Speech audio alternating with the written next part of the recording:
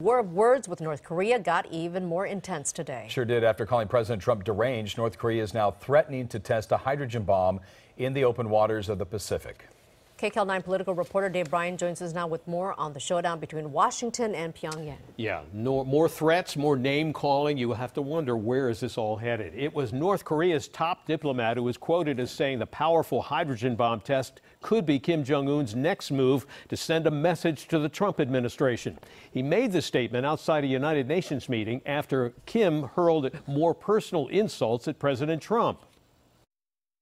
The latest outburst from North Korean dictator Kim Jong-un came in response to President Trump's United Nations speech this week, in which he called Kim the Rocket Man and threatened to totally destroy North Korea if it attacked the U.S. or its allies. Rocket Man is on a suicide mission for himself. In his response, Kim Jong-un declared, "The mentally deranged behavior of the U.S. president makes even those with normal thinking think about discretion and composure."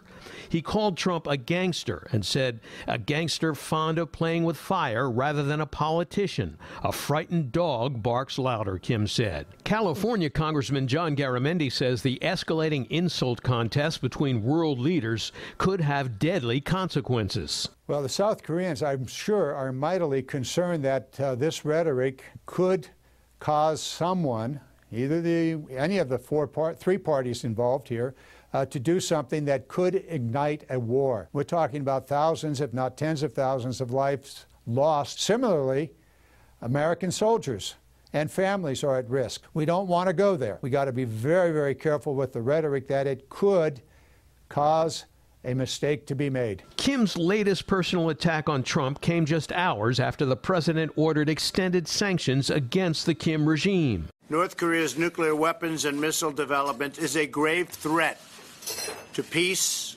and security in our world. The president unveiled a new round of tougher American economic sanctions on North Korea and on companies that do business with North Korea, aimed at slowing down that country's rush to develop nuclear missiles. Our new executive order will cut off sources of revenue that fund North Korea's efforts to develop the deadliest weapons known to humankind. The president was flanked by the leaders of South Korea and Japan, and it came less than a week after the rogue regime launched an ICBM missile over Japan for the second time in a month.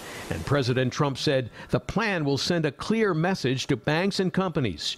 You can deal with them or us, but not both. Foreign banks will face a clear choice: do business with the United States or facilitate trade with the lawless regime in North Korea. No bank in any country should be used to facilitate Kim Jong-un's destructive behavior. In another major blow, Mr. Trump revealed China, Pyongyang's largest trading partner, is now joining the effort. Their central bank has told their other banks to immediately stop doing business with North Korea. A new CNN poll out tonight shows the president's approval rating on the handling of North Korea edged up 4 points to 41% since last month.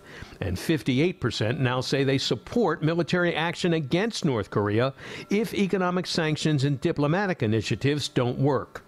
That's because half of all Americans now see North Korea as an immediate threat, up from just 37% in April.